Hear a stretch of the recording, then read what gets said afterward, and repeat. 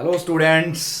आज फिर आ गए हम इलेक्ट्रोस्टैटिक्स का लेक्चर नंबर 3 लेके, जिसमें हम इलेक्ट्रिक फील्ड के बारे में पढ़ेंगे कि इलेक्ट्रिक फील्ड क्या होती है। भैया इलेक्ट्रिक फील्ड क्या होती है? जिसकी वजह से चार्जेस पे फोर्स लग जाता है। और इलेक्ट्रिक फील्ड किसी पॉइंट चार्ज की वजह से कैसे निकाली जाती है, या इलेक्ट्रिक फील्ड लाइंस क्या होती है। हमने बहुत सुना है कि इलेक्ट्रिक फील्ड लाइंस के बारे में, तो ये एक इमेजिनरी कॉन्सेप्ट है। तो इन सब चीज़ों के बारे में हम पढ़ेंगे और थोड़ी बहुत और इंटरेस्टिंग चीज़ें भी पढ़ेंगे। तो लेट्स स्टार्ट करते हैं इलेक्ट्रिक फील्ड से।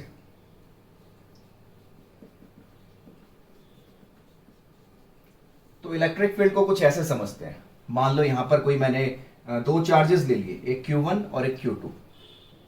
तो ये दोनों चार्ज, मान लो दोनों चार्ज पॉजिटिव हैं, तो ये दोनों चार्ज एक दूसरे पे कुछ ना कुछ इलेक्ट्रोस्टैटिक फोर्स लगाएंगे। अगर ये दोनों पॉजिटिव हैं तो ये Q2 उधर रिपेल हो जाएगा, ये Q1 इधर रिपेल हो जाएगा। तो ये Q1 इस Q2 पर उधर फोर्स लगा रहा है, ये Q2 इस Q1 पर इधर फोर्स लगा रहा है। दोनों एक दूसरे पर रिपल्सिव फोर्स लगाएंगे। अब क्योंकि इनके बीच में तो कोई कांटेक्ट ही नहीं है, इनके बीच में तो एयर है, इनके बीच में कोई कांटेक्ट नहीं है, फिर भी एक दूसरे पर फोर्स लगा पा रहे हैं। ऐसा किस वजह से हो रहा है? तो इस चीज को समझने के लिए हमें इंट्रोड्यूस करना पड़ेगा इलेक्ट्रिक फील्ड को, कि भाई यहां पर ये जो Q1 चार्ज है ये अपने चारों तरफ एक फील्ड बना रहा है।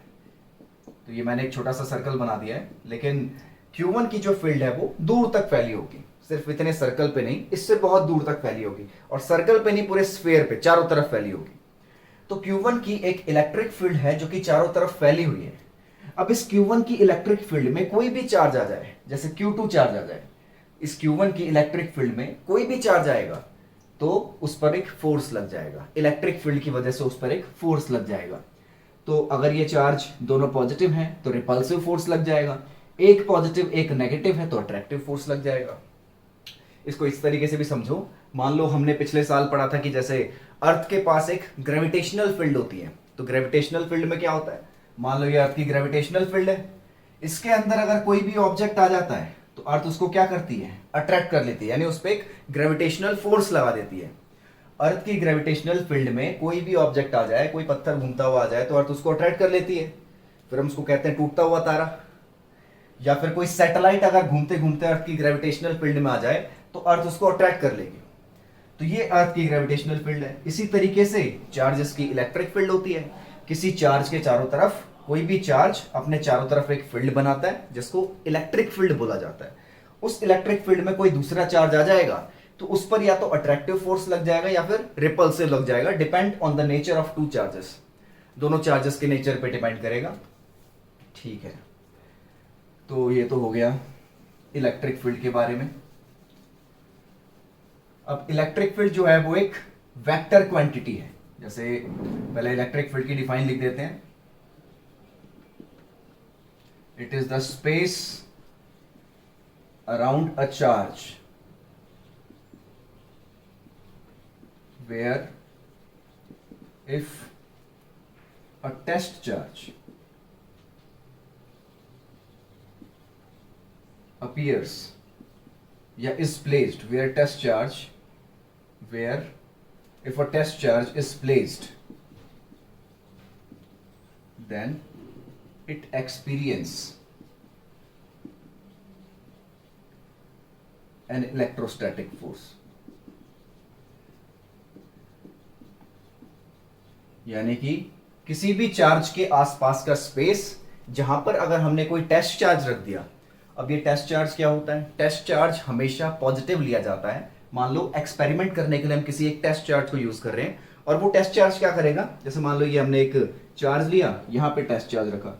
अब ये टेस्ट चार्ज इतना छोटा होता है कि ये टेस्ट चार्ज इतना छोटा होता है कि ये इस क्यू को रिपेल नहीं करता, यानी इसकी पोजीशन को चेंज नहीं करता। इस क्यू की पोजीशन जहां पर है वहीं पर ही रहेगी। इस टेस्ट चार्ज की वजह से इस कैपिटल क्यू को कोई फर्क नहीं पड़ता। इतना छोटा हमें यहां पे टेस्ट चार्ज रखना है। ठीक है, तो इस टेस्ट चार्ज पे या तो रिपल्सिव फोर्स लग जाएगा या अट्रैक्टिव लग जाएगा। तो इसे हम इलेक्ट्रिक फील्ड कहते हैं। इलेक्ट्रिक फील्ड है स्पेस अराउंड अ चार्ज, जहां पे किसी टेस्ट चार्ज को रखें तो उस टेस्ट चार्ज पे एक फोर्स लग जाए, इलेक्ट्रोस्टैटिक फोर्स लग जाए। और वो इलेक्ट्रोस्टैटिक फोर्स अट्रैक्टिव भी हो सकता है, वो इलेक्ट्रोस्टैटिक फोर्स रिपल्सिव भी हो सकता है। ठीक है, तो ये तो हो गया इलेक्ट्रिक फील्ड के बारे में। इसके बाद देखो, इलेक्ट्रिक फील्ड एक वेक्टर क्वांटिटी है। It is a vector quantity, और इसकी एसआई यूनिट होती है न्यूटन पर कूलम। अभी हम आगे पढ़ेंगे, इलेक्ट्रिक फील्ड का जब फॉर्मूला पढ़ेंगे तब हमें एसआई यूनिट समझ में आएगी। ये एक वेक्टर क्वांटिटी है और इसकी एसआई यूनिट होती है न्यूटन पर कूलम। ठीक है, अब देखो, तो यहां हमें पढ़ना है इलेक्ट्रिक फील्ड। इलेक्ट्रिक फील्ड तो हमने पढ़ लिया, अभी हमें पढ़ना है electric field due to a point charge.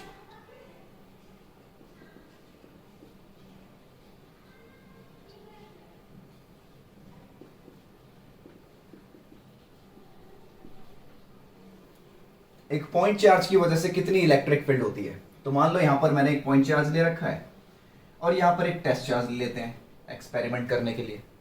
Test charge को एक्सपेरिमेंट करने के लिए यहां पे यूज कर रहे हैं। तो टेस्ट चार्ज यहां पे रखा हुआ है, टेस्ट चार्ज बहुत ही ज्यादा स्मॉल है, या फिर हम ऐसा भी कह सकते हैं कि मान लो टेस्ट चार्ज यहां पे नहीं रखा, हम खाली अज्यूम कर रहे हैं कि यहां पे टेस्ट चार्ज है। अगर खाली हम अज्यूम करें कि यहां पे टेस्ट चार्ज है, खाली अज्यूम करो, क्योंकि इस टेस्ट चार्ज की वजह से कैपिटल क्यू की पोजीशन पे कुछ भी इफेक्ट नहीं होना चाहिए, क्योंकि कैपिटल क्यू अगर रिपेल कुछ भी होगा तो हमें पता है, जैसे तो कैपिटल क्यू की इलेक्ट्रिक फील्ड पे भी फर्क पड़ जाएगा। हमें कैपिटल क्यू की इलेक्ट्रिक फील्ड निकालनी है इस पॉइंट पर। अगर ये टेस्ट चार्ज की बड़ी वैल्यू होती तो कैपिटल क्यू को रिपेल करता और या फिर अट्रैक्ट करता, जो भी करता, उससे इसकी इलेक्ट्रिक फील्ड पे इफेक्ट पड़ता। तो हम खाली माइंड में अज्यूम कर रहे हैं कि यहां पर एक टेस्ट चार्ज रखा हुआ है, एक्चुअल में नहीं है। ठीक है, तो हम देखते हैं, ये डिस्टेंस ले लेते हैं r, कैपिटल Q से Q नॉट का डिस्टेंस ले लिया r। अब ये कैपिटल Q, ये पॉजिटिव, ये भी पॉजिटिव, इस Q नॉट को रिपेल करेगा, दूर भगाएगा। कितने फोर्स से रिपेल करेगा? K Q not by r square. ठीक है, इतने फोर्स से रिपेल करेगा। और अगर मैं वेक्टर की फॉर्म में लिखूं तो डायरेक्शन हो जाएगी r कैप, यानी r की डायरेक्शन में, जो भी ये r है उस r की डायरेक्शन में ये इसको रिपेल करेगा। ठीक है, अब ये नेगेटिव होता तो इसको अट्रैक्ट भी करता, तो यहाँ पे डायरेक्शन आ जाती माइनस आर कैप। अगर ये नेगेटिव चार्ज होता तो टेस्ट चार्ज को अट्रैक्ट कर लेता, डायरेक्शन माइनस आर कैप आ जाती। ठीक है, अब इलेक्ट्रिक फील्ड क्या होती है? Electric field is defined as force on a test charge per unit test charge, यानी टेस्ट चार्ज पे जो भी फोर्स लग रहा है उसको टेस्ट चार्ज से डिवाइड कर दो तो ये इलेक्ट्रिक फील्ड की वैल्यू आ जाती है। तो फोर्स टेस्ट चार्ज पे लग रहा है K Q not R cap by R square, नीचे टेस्ट चार्ज से डिवाइड कर दिया तो यहां से इलेक्ट्रिक फील्ड की वैल्यू आ गई K Q by R square. ये इलेक्ट्रिक फील्ड की वैल्यू आ गई। अब फोर्स बाय टेस्ट चार्ज था, इसीलिए न्यूटन पर कूलम। तो इलेक्ट्रिक फील्ड की वैल्यू ये वेक्टर की फॉर्म में है और magnitude simple K Q by R square. अगर खाली मैग्नीट्यूड पूछा जाए तो वो K Q by R square हो जाएगा। तो यहां पे हमें दिख रहा है कि इलेक्ट्रिक फील्ड क्या है? Inversely proportional to R square है। नोट कर लो ये। ठीक है,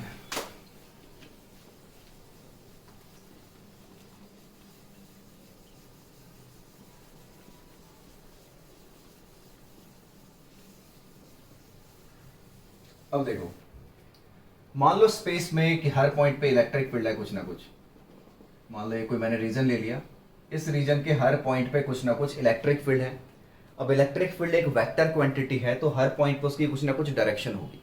मान लो इस पॉइंट पे डायरेक्शन इलेक्ट्रिक फील्ड की मान लो इस तरफ है, इस पॉइंट पे मान लो डायरेक्शन इस तरफ है। तो ऐसे ही मैं अज्यूम कर रहा हूँ कि हर पॉइंट पे इलेक्ट्रिक फील्ड की डायरेक्शन मान लो अलग अलग है। इसको बोलते हैं non uniform electric field. Electric field की डायरेक्शन अगर हर पॉइंट पे अलग अलग है मतलब नॉन यूनिफॉर्म इलेक्ट्रिक फील्ड है। और इलेक्ट्रिक फील्ड की डायरेक्शन अगर सेम होती, सिर्फ डायरेक्शन ही नहीं, मैग्नीट्यूड भी अगर सेम होता तो वो होती यूनिफॉर्म इलेक्ट्रिक फील्ड।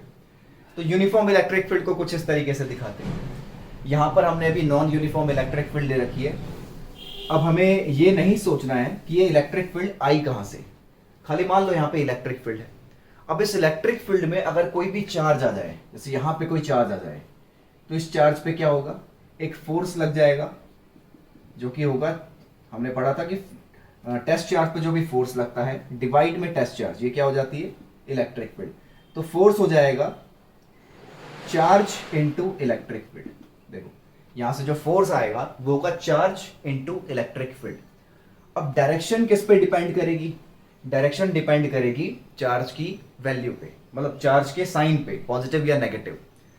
चार्ज का साइन अगर पॉजिटिव है, जैसे मान लो मैं एग्जांपल के लिए एक 2 कूलम का चार्ज ले लेता हूं, चार्ज की वैल्यू अगर पॉजिटिव है तो फोर्स लगेगा in the direction of electric field. तो यहाँ पे टेस्ट चार्ज पे जो फोर्स लगेगा वो इलेक्ट्रिक फील्ड की डायरेक्शन में ही लग जाएगा, अगर चार्ज को हमने पॉजिटिव ले रखा है।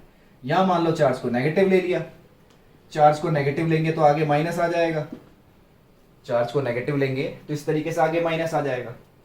अब जो फोर्स है वो इलेक्ट्रिक फील्ड के अपोजिट डायरेक्शन में लगेगा। इलेक्ट्रिक फील्ड अगर इस तरफ है तो फोर्स इस तरफ लग रहा है, क्योंकि नेगेटिव साइन क्या करता है, डायरेक्शन को चेंज कर देता है।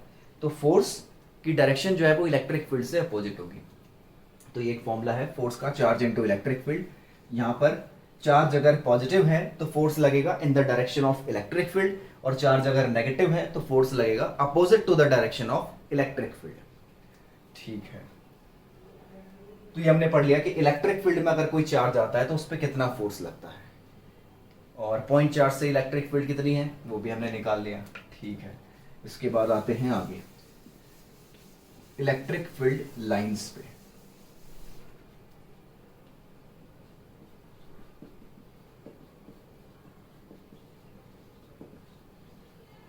ठीक है, इलेक्ट्रिक फील्ड लाइंस। तो इलेक्ट्रिक फील्ड लाइंस क्या है, ये एक इमेजिनरी कॉन्सेप्ट है, सब इमेजिन कर रखा है, रियल में कोई लाइंस वगैरह नहीं होती है, सब इमेजिनरी कॉन्सेप्ट है। तो यहां पर किया क्या है, यहां पर पहले पता लगाया साइंटिस्टों ने कि इलेक्ट्रिक फील्ड को अच्छे से समझने के लिए हम क्या चीज यूज कर सकते हैं। तो इलेक्ट्रिक फील्ड को अच्छे से समझने के लिए उन्होंने इलेक्ट्रिक फील्ड लाइंस का यूज किया। तो सबसे पहले तो इलेक्ट्रिक फील्ड लाइंस की डिफाइन क्या है, डिफाइन ये है कि यहां पर किसी स्पेस में अगर इलेक्ट्रिक फील्ड है, वहां पे एक टेस्ट चार्ज को छोड़ दो, तो टेस्ट चार्ज जिस तरीके से मूव करेगा, टेस्ट चार्ज जो पाथ लेगा, टेस्ट चार्ज का जो भी पाथ होगा, टेस्ट चार्ज का जो भी पाथ होगा उस पाथ को हम बोलेंगे इलेक्ट्रिक फील्ड लाइन। जैसे मान लो टेस्ट चार्ज का ये पाथ है, टेस्ट चार्ज को हमने यहां पे छोड़ा, टेस्ट चार्ज इस तरीके से मूव कर रहा है, तो ये बन जाएगी इलेक्ट्रिक फील्ड लाइन। ठीक है, टेस्ट चार्ज को हमने छोड़ दिया, अब टेस्ट चार्ज जो पाथ ले रहा है उस पाथ को हम इलेक्ट्रिक फील्ड लाइन बोलते हैं। ठीक है, तो इलेक्ट्रिक फील्ड लाइंस की हमें प्रॉपर्टीज पढ़नी है, जिसमें पहली प्रॉपर्टी आ जाएगी, जैसे मान लो एक पॉजिटिव चार्ज ले लिया मैंने, तो electric field lines positive charge से हमेशा निकलती है। Electric field lines positive charge से हमेशा बाहर की तरफ निकलती हैं, इस तरीके से। तो पॉजिटिव चार्ज लिया, पॉजिटिव चार्ज से इस तरीके से इलेक्ट्रिक फील्ड लाइंस निकल रही हैं। और नेगेटिव चार्ज पे क्या होगा, नेगेटिव चार्ज पे इलेक्ट्रिक फील्ड लाइंस निकलेंगी नहीं, नेगेटिव चार्ज के पास आती है। जो इलेक्ट्रिक फील्ड लाइंस हैं वो आती हैं टुवर्ड्स द नेगेटिव चार्ज और away from the positive charge. Positive charge से दूर जाती हैं और नेगेटिव चार्ज के पास आती हैं। ठीक है, अब यहाँ देखो, अगर मैं इनको एक साथ बना दूं, ये पॉजिटिव ये नेगेटिव, तो इस तरीके से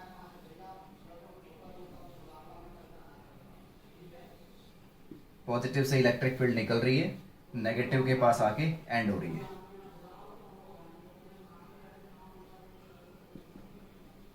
तो पॉजिटिव चार्ज से इलेक्ट्रिक फील्ड लाइन निकलती है और नेगेटिव चार्ज पे इस तरीके से एंड हो जाती है। तो ये हमारी पहली प्रॉपर्टी है कि electric field lines start from positive charge and end at negative charge.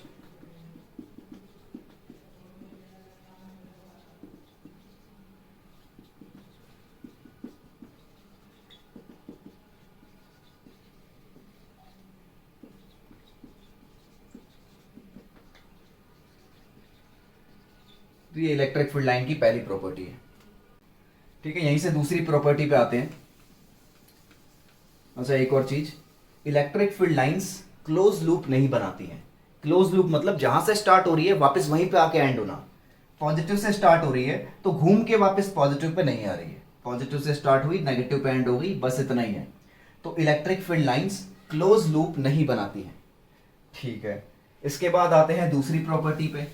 पहली प्रॉपर्टी तो हमें पता चल गई कि इलेक्ट्रिक फील्ड लाइंस पॉजिटिव से निकली, नेगेटिव पे एंड हो गई। दूसरी property, electric field lines are perpendicular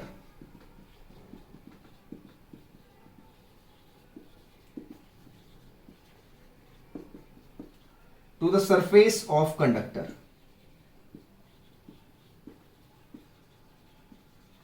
conductor का जो भी सरफेस होगा उस सरफेस पे इलेक्ट्रिक फील्ड लाइन हमेशा परपेंडिकुलर होती है। जैसा कि यहां पे दिख रहा है, मैंने कोई स्फेरिकल कंडक्टर ले लिया, पॉजिटिव चार्ज वाला एक स्फेरिकल कंडक्टर ले लिया। अच्छा, परपेंडिकुलर का मतलब तो मैं समझाऊं, जैसे ये बोर्ड तो एक प्लेन फिगर है, ये बोर्ड तो एक प्लेन फिगर है, तो इस बोर्ड के लिए परपेंडिकुलर क्या होगा, ये मार्कर मैंने आगे की तरफ कर दिया, ये इस पूरे बोर्ड के लिए परपेंडिकुलर है। किसी भी पॉइंट पे यहां आ जाओ, यहां पे भी ये बोर्ड के लिए परपेंडिकुलर है, इस बोर्ड के लिए ये भी परपेंडिकुलर है। तो ये मार्कर की जो डायरेक्शन है वो पूरे बोर्ड के लिए परपेंडिकुलर है, क्योंकि बोर्ड एक प्लेन सरफेस है। लेकिन अगर हम आ जाते हैं कर्व सरफेस पे, इस तरीके से अगर हम किसी कर्व सरफेस पे आ गए, तो कर्व सरफेस के हर पॉइंट का परपेंडिकुलर अलग होता है। जैसे ये वाला पॉइंट लिया, इस पॉइंट का परपेंडिकुलर कहाँ आएगा, पहले यहाँ पे टेंजेंट ड्रॉ किया, अब टेंजेंट के परपेंडिकुलर जो बन रहा है वो इस पॉइंट का परपेंडिकुलर है। तो ये इसका सरफेस हो गया और ये सरफेस के परपेंडिकुलर हो गया। यहां पर टेंजेंट बनाओगे तो ये इस पॉइंट का सरफेस हो गया, ये सरफेस के परपेंडिकुलर। इलेक्ट्रिक फील्ड लाइन ऐसे होगी, इस पॉइंट का परपेंडिकुलर ऐसे बनेगा। तो कर्व सरफेस में हर पॉइंट का परपेंडिकुलर डिफरेंट आता है। वो डिपेंड करता है किस पे, उस पॉइंट के टेंजेंट पे, क्योंकि हमें टेंजेंट के परपेंडिकुलर बनाना है। तो हर पॉइंट का टेंजेंट अलग आएगा, तो हर पॉइंट का सरफेस अलग आ रहा है, और सरफेस के परपेंडिकुलर भी अलग आएगा। ठीक है, तो यहां पर हमने दो स्फेयर लिए हैं, एक पॉजिटिव चार्ज और एक नेगेटिव चार्ज। तो पॉजिटिव चार्ज वाला जो स्फेयर है उसके हर पॉइंट पे देखो, इस पॉइंट पे टेंजेंट कैसी बनेगी, इस पॉइंट पे टेंजेंट ऐसी बनेगी। तो ये मैंने टेंजेंट के परपेंडिकुलर पहले ही लाइन बना के दिखा रखी है। यहां पर भी टेंजेंट के परपेंडिकुलर, यहां पर भी टेंजेंट के परपेंडिकुलर। तो हर पॉइंट पे टेंजेंट के परपेंडिकुलर लाइन पहले से बना के दिखा रखी है। सेम यहां पर भी ऐसा ही है, हर पॉइंट पे टेंजेंट के परपेंडिकुलर लाइन है। यानी कि इलेक्ट्रिक फील्ड कंडक्टर के सरफेस के परपेंडिकुलर होती है।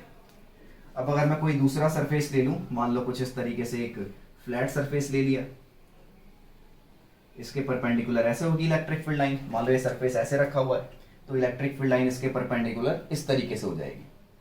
तो इलेक्ट्रिक फील्ड लाइन हमेशा सरफेस के परपेंडिकुलर होती है। यहां पर अगर मैंने कोई इस तरीके से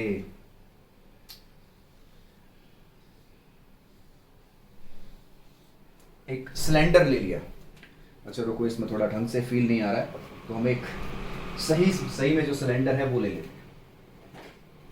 मान लो ये मैंने कोई सिलेंडर ले लिया, पीनट बटर का डब्बा है। मान लो ये मैंने कोई सिलेंडर ले लिया, इस सिलेंडर के हर पॉइंट पे इस तरीके से परपेंडिकुलर, ऊपर वाले सरफेस पे यहां परपेंडिकुलर, यहां पे कर्व सरफेस पे हर पॉइंट के परपेंडिकुलर इस तरीके से इलेक्ट्रिक फील्ड लाइन, यहां पर इस तरीके से परपेंडिकुलर। तो सिलेंड्रिकल सरफेस में समझ में आ गया, ठीक है। तो हर पॉइंट पे इलेक्ट्रिक फील्ड इस तरीके से परपेंडिकुलर होगी। तो ये दूसरी प्रॉपर्टी है कि इलेक्ट्रिक फील्ड लाइन कंडक्टर के सरफेस के परपेंडिकुलर होती है। बच्चे सोच रहे हैं सर भी पीनट बटर खाते हैं, भाई खा लेते हैं, सस्ता वाला, ज्यादा महंगा नहीं है, सस्ता ही है। तो आते हैं तीसरी प्रॉपर्टी पे। पहली प्रॉपर्टी हो गई, दूसरी प्रॉपर्टी हो गई, ठीक है। तीसरी प्रॉपर्टी है कि इलेक्ट्रिक फील्ड लाइन के किसी भी पॉइंट पे, पहले इलेक्ट्रिक फील्ड लाइन इस तरीके से बनाई देते हैं, पॉजिटिव नेगेटिव की।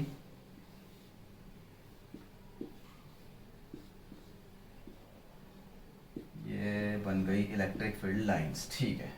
तो इलेक्ट्रिक फील्ड, तीसरी प्रॉपर्टी ये है, इलेक्ट्रिक फील्ड लाइन के किसी भी पॉइंट पे, जैसे ये ए पॉइंट ले लिया मैंने, ए पॉइंट पे अगर मैं टेंजेंट ड्रॉ करूं तो हमें ए पॉइंट पर, अरे यार सुंदर डायग्राम नहीं बन रहा है, ये रहा। तो देखो ए पॉइंट पे अगर मैंने टेंजेंट ड्रॉ करी तो इस पॉइंट पे इलेक्ट्रिक फील्ड की क्या डायरेक्शन है वो हमें पता चल गई। ये ए पॉइंट पे इलेक्ट्रिक फील्ड की ये डायरेक्शन है।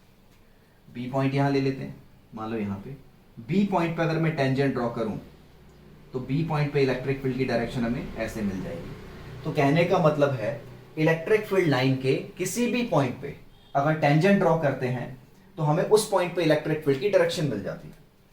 यानी tangent to any point on electric field line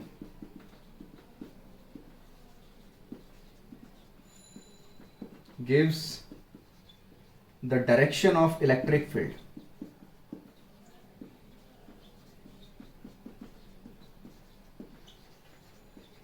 at that point। ठीक है, इलेक्ट्रिक फील्ड लाइन के किसी भी पॉइंट पे टेंजेंट ड्रॉ करेंगे तो उस पॉइंट पे इलेक्ट्रिक फील्ड की डायरेक्शन मिल जाएगी। तो ये अगली प्रॉपर्टी थी, प्रॉपर्टी नंबर 3। 3 प्रॉपर्टी यहाँ पे हमने पढ़ ली है। ठीक है, इसको भी हटा देते हैं, नोट कर लो। इसके बाद आती है चौथी प्रॉपर्टी जो इसी से रिलेटेड है, प्रॉपर्टी नंबर 3 से ही रिलेटेड है चौथी प्रॉपर्टी। तो चौथी प्रॉपर्टी कहती है कि दो इलेक्ट्रिक फील्ड लाइन कभी आपस में इंटरसेक्ट नहीं हो सकती। Two electric field lines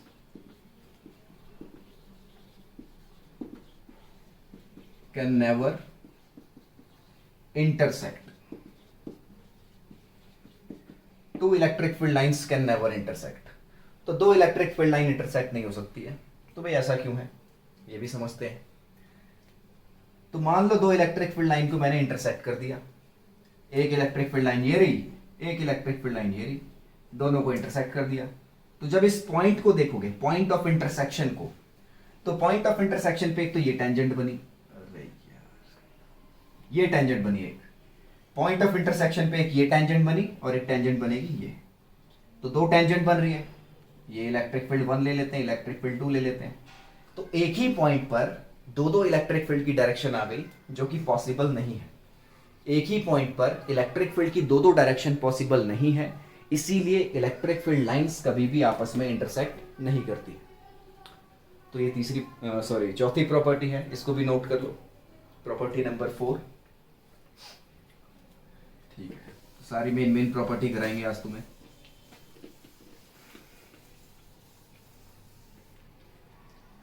property number 5।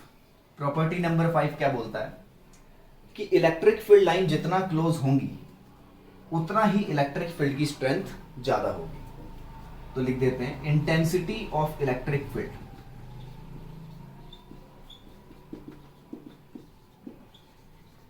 Depends on relative closeness of electric field lines.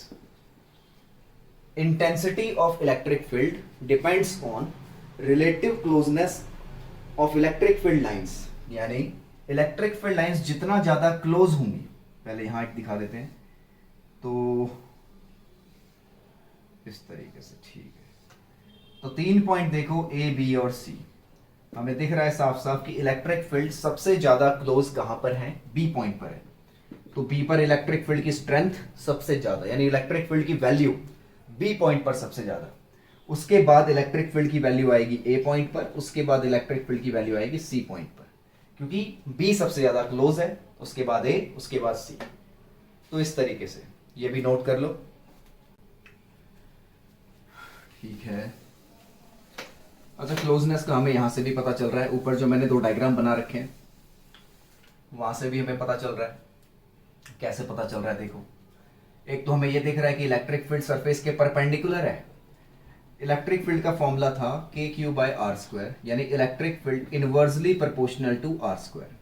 R² के इनवर्सली प्रोपोर्शनल है। जैसे जैसे डिस्टेंस बढ़ेगा इलेक्ट्रिक फील्ड की वैल्यू कम होती जाएगी। तो देखो ध्यान से, पॉजिटिव चार्ज से इस पॉइंट का डिस्टेंस कम है और इस पॉइंट का डिस्टेंस ज्यादा है।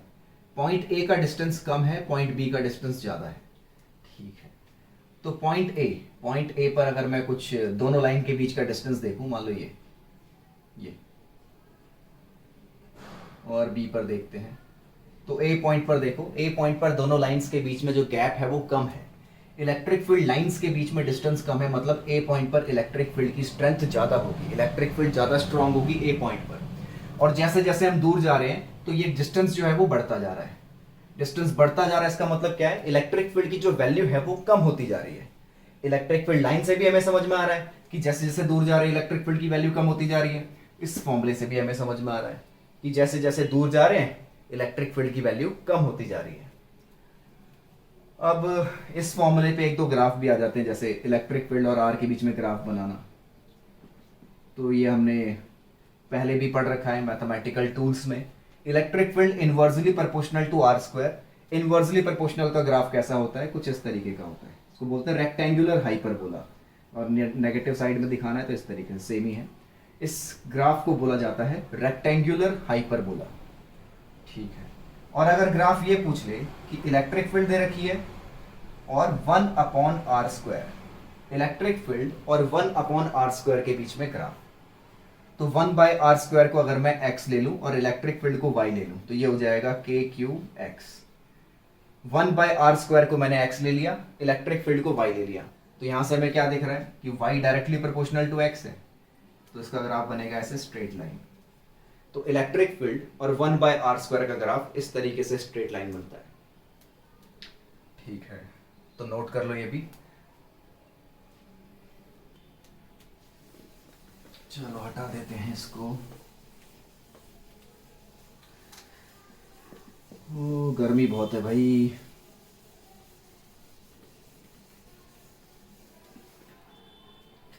देखो अब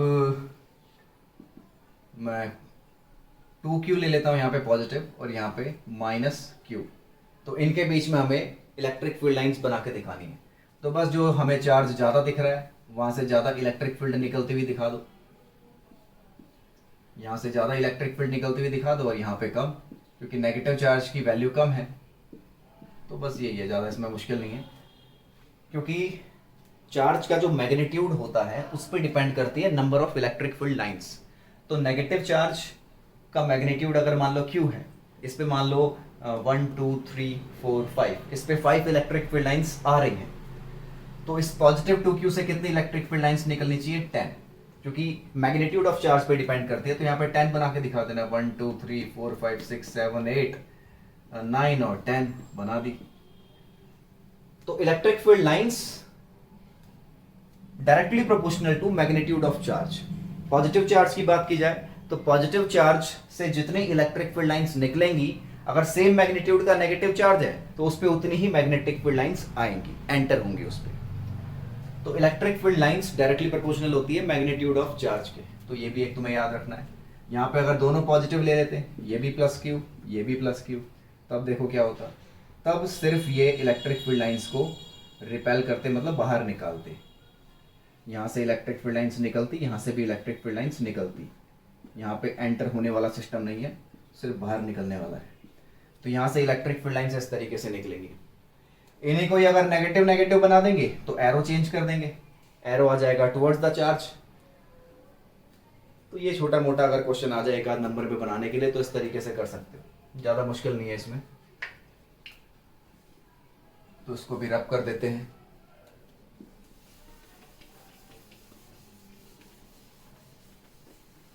तो भाई इलेक्ट्रिक फील्ड लाइंस की तो सारी प्रॉपर्टीज लगभग हो गई हैं। जो भी तुम्हें मेन प्रॉपर्टीज पढ़नी है वो सारी इलेक्ट्रिक फील्ड लाइंस की प्रॉपर्टी यहाँ पे बता दी मैंने।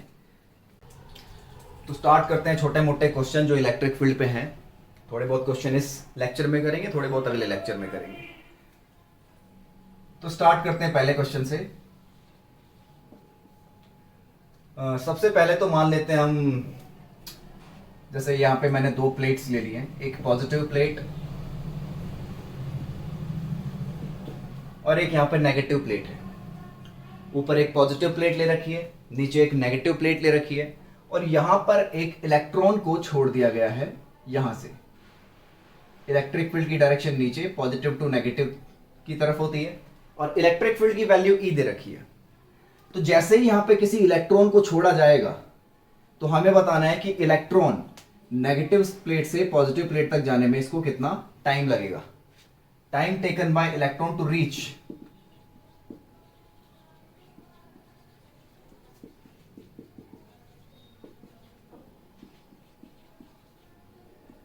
Positive plate from negative plate. Electron को नेगेटिव प्लेट से पॉजिटिव प्लेट तक जाने में कितना टाइम लगेगा, वो टाइम हमें निकालना है। तो सबसे पहले तो हम देखेंगे इलेक्ट्रॉन पे जो फोर्स यहां पे लगेगा, क्योंकि इलेक्ट्रॉन इलेक्ट्रिक फील्ड के अंदर रखा हुआ है, तो इलेक्ट्रिक फील्ड की वजह से इस पे कुछ फोर्स लगेगा।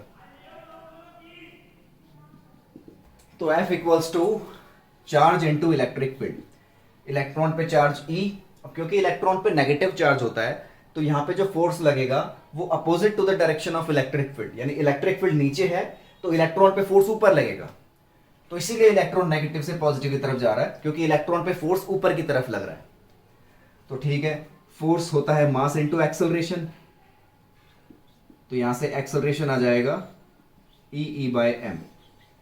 तो हमें इलेक्ट्रॉन का एक्सेलरेशन पता चल गया, इलेक्ट्रॉन का हमें डिस्प्लेसमेंट पता है, तो यहां पे फॉर्मूला लग जाएगा। अच्छा, इनिशियल स्पीड भी हमें इलेक्ट्रॉन की पता है, इनिशियल स्पीड इलेक्ट्रॉन की यहां पे 0 है क्योंकि इलेक्ट्रॉन को छोड़ दिया गया है यहां पे, तो 0 स्पीड से एकदम से उसकी स्पीड बढ़ेगी। इनिशियल स्पीड 0 है, डिस्प्लेसमेंट यहां पे d है, तो बहुत ही सिंपल फॉर्मूला यहां पे लग जाएगा, ut plus half at square. s यहां पे d equals to initial velocity 0 plus half, acceleration है E/m और t स्क्वायर। तो यहां से टाइम आ जाएगा 2md बाय ई का अंडर रूट। तो ये टाइम आ रहा है, इतना टाइम इलेक्ट्रॉन को लगेगा यहां से वहां तक पैक करके जाने में। सेम यही क्वेश्चन प्रोटॉन के लिए भी कर सकते हैं। प्रोटॉन में क्या दिया जाता कि प्रोटॉन को यहां से छोड़ा है, क्योंकि प्रोटॉन पे नीचे फोर्स लगेगा, प्रोटॉन पॉजिटिव चार्ज है, प्रोटॉन पे फोर्स लगेगा in the direction of electric field, electric field की डायरेक्शन में, तो प्रोटॉन पे नीचे फोर्स लगेगा। तो क्वेश्चन ये होता, time taken by a proton to reach negative plate from positive plate. Same यही करना है, बस यहां पे प्रोटॉन का मास थोड़ा अलग हो जाएगा।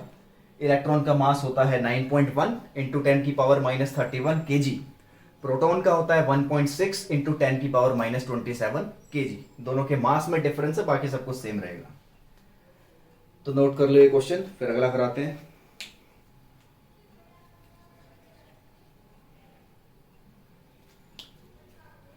चलो पॉज करके नोट कर लेना।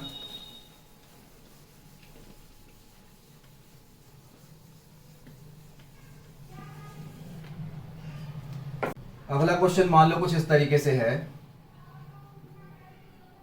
यहां पर इस तरीके से प्लेट ले ली मैंने, दोबारा ऊपर पॉजिटिव ले लेते हैं, नीचे नेगेटिव प्लेट ले लेते हैं।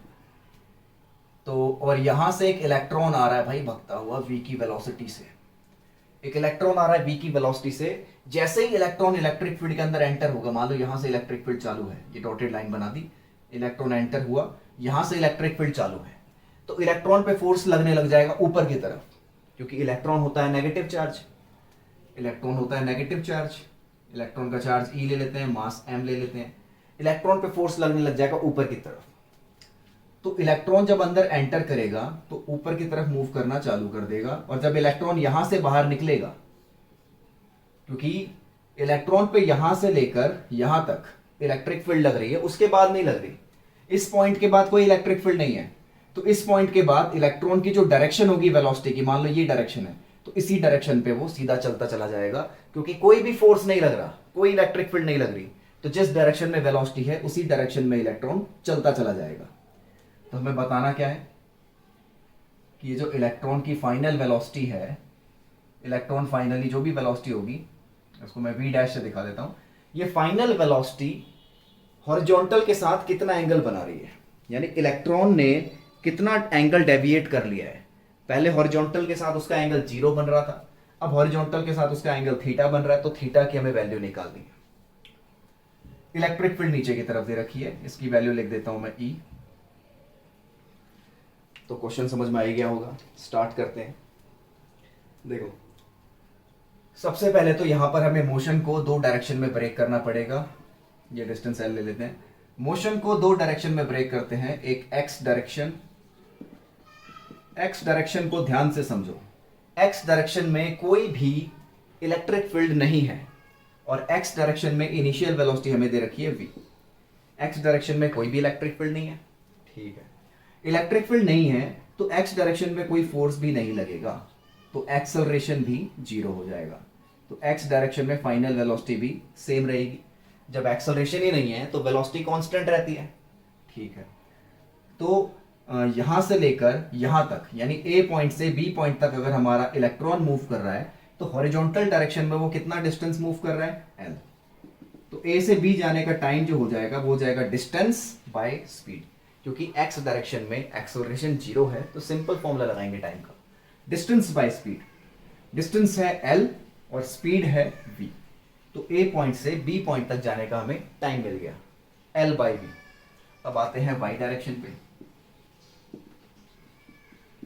तो देखो y डायरेक्शन में क्या होगा, y डायरेक्शन में इनिशियल वेलोसिटी तो 0 है, क्योंकि शुरुआत में पार्टिकल पूरा हॉरिजॉन्टल में मूव कर रहा है, वर्टिकल में बिल्कुल भी नहीं कर रहा। जब वर्टिकल में बिल्कुल भी मूव नहीं कर रहा है मतलब वर्टिकल डायरेक्शन में नेट वेलोसिटी क्या, जीरो। तो जीरो बना दिया, ठीक है। अब देखो वर्टिकल डायरेक्शन में फोर्स लग रहा है, charge into electric field, force होता है मास इनटू एक्सेलरेशन, तो यहाँ से एक्सेलरेशन आ जाएगा ई बाय एम, ठीक है। और फाइनल वेलोसिटी हम कैसे निकालेंगे, वाई डायरेक्शन में फाइनल वेलोसिटी, यहाँ भी वाई है, वाई डायरेक्शन में फाइनल वेलोसिटी हो जाएगी v equals to U plus A T. तो वी वाई हो जाएगा 0 plus acceleration in y direction E by M और टाइम। तो y डायरेक्शन में फाइनल वेलोसिटी कुछ इस तरीके से आ रही है ई बाय एम और टाइम की वैल्यू l बाई वी, ठीक है, टाइम की वैल्यू l बाई वी जो हमने यहां से निकाली। तो y डायरेक्शन में हमारे पास वेलोसिटी आ गई। अब ये जो फाइनल वेलोसिटी है v डैश, अगर मैं इसको वेक्टर की फॉर्म में लिखूं v डैश वेक्टर की फॉर्म में, तो ये हो जाएगा x डायरेक्शन की वेलोसिटी सेम, तो v i cap plus y direction की E L by M V और ये j कैप। अब 11th क्लास में हमने पढ़ा था कि tan थीटा कैसे निकाला जाता है। tan थीटा निकालते हैं y वाला magnitude of j cap divide में मैग्नीट्यूड ऑफ i कैप, तो E L by M V divide में v, तो E L by M V square equals to tan theta, and यहां से आ जाएगा theta tan inverse E L by M V square. तो ये हमने एंगल निकाल दिया, नोट कर लो ये, ठीक है। तो रब कर देते हैं, आते हैं अगले क्वेश्चन पे।